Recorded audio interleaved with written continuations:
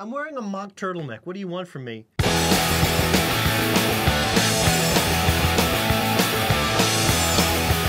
And welcome to the Rowdy.com Big Three. Buck Fever's throwing up. Regurgitating. That's why I'm sitting next to Jerome Buzz Cutler. I'm Bass Masters. We talk NASCAR racing. And Cutler, there was this Nashville Sound and Speed Festival going on this weekend in Nashville. Yeah, Nashville Sound and Speed Festival is going on in Nashville. And you can get this free poster absolutely free. Brought to you by the Department of Redundancy Department. Yes, there was. And here is what everybody's All-American Dale Earnhardt Jr. has to say about NASCAR's relationship with country music. Well, it's just good people. You know, there's a lot of great people in country music, a lot of artists that are really down to earth, and a lot of just solid individuals. We all have sort of always worked back and forth through charities and whatever, and what have you, foundations, and everybody sort of pitches in with each other, and I don't know, the relationship just always continues to build. Thank you, Junior.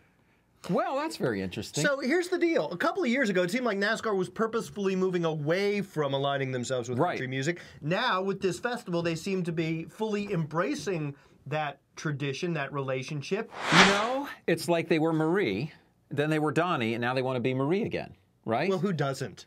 Well, but I think it's very important that they do both. You have to have respect for the past while you move into the future. It's not easy to do. This is a southeastern sport, or it has been, but they run races in LA, they run races in Chicago, they run races in Canada now in the Nationwide Series. So you're trying to build this sport and make it appeal to more people, but you can't leave behind the core fan or the core culture of the sport as you do that.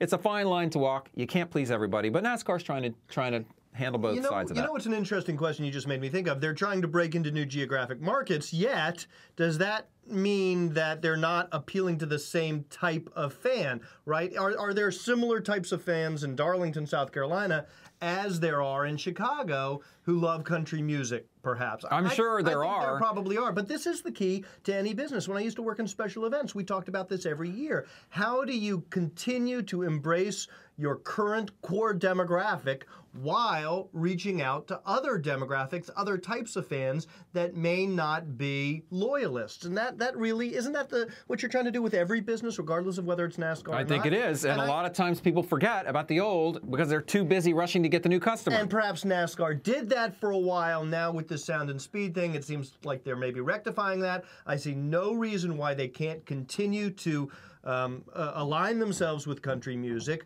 while still going to Fontana. Yeah, when you're in LA, you got to do the LA thing. The Kelsey Grammers of the world come and walk through the pits. Issue number 2. Which is related. It is. Because Ralph Shaheen, your good buddy. Oh, we're pals.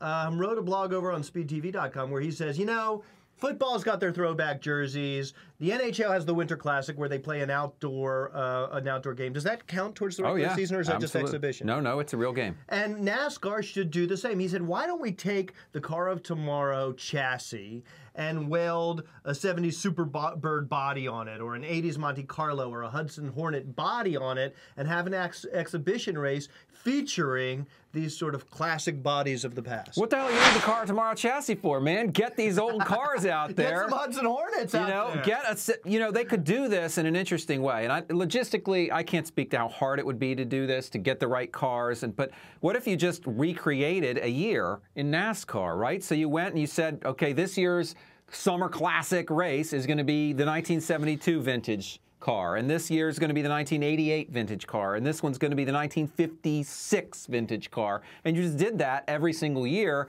as an exhibition, maybe during All-Star Week, maybe at the beginning of the season.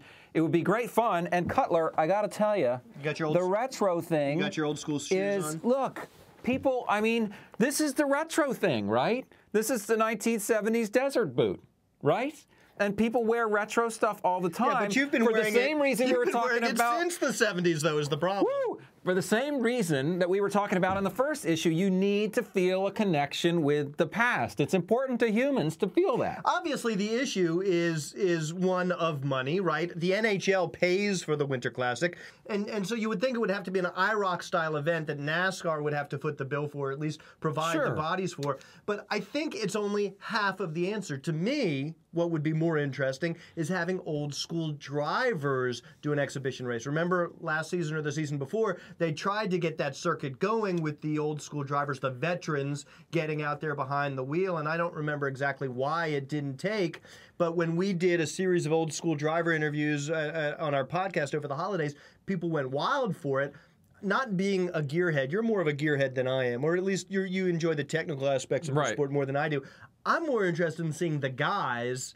You're more interested in seeing the cars, perhaps, or you do both. Why do I want to see Ryan Newman behind the wheel of a Hudson Hornet when I could see, David I'll tell you Pearson? why. I'll tell you why. Because what you're trying to do is connect the past to the present. On January 19th, we expect Richard Petty Motorsports and Yates Racing to announce that their merger is an officially done deal.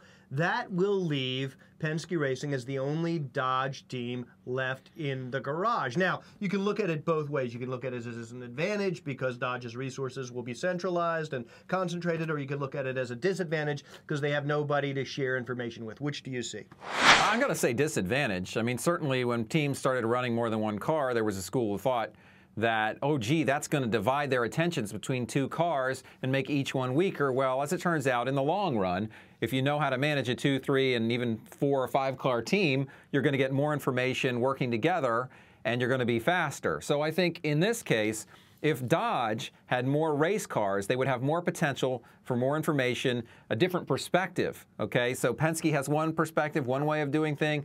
Richard Petty Motorsports had another perspective, another way of doing things, and if that's well coordinated by Dodge, then that can help both organizations. Dodge hasn't really been relevant for a while now. Chevy has been dominant.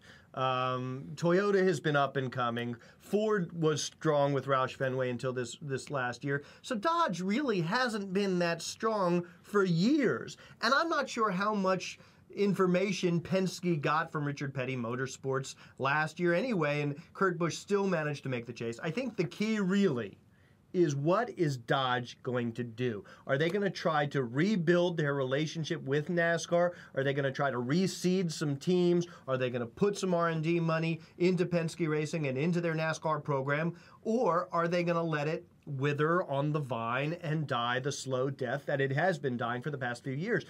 What I see is the latter. It seems to me like they're sort of washing their hands of NASCAR. We haven't heard anything about them trying to recruit new teams into the fold, so I think it's really up to Dodge. Well, perhaps they have bigger fish to fry, and so do we. We got to get going on our podcast today, so let's wrap up the Rowdy.com Big Three for Buzz Cutler. I'm Bassmasters. We'll be back, Wednesday with another Big Three. Wednesday. We'll got some V-blogs coming up and all that good stuff. V-blog tomorrow, new Big Three on Wednesday. And that's the program. We'll see you next time. Rowdy.com, built by race fans, for race fans.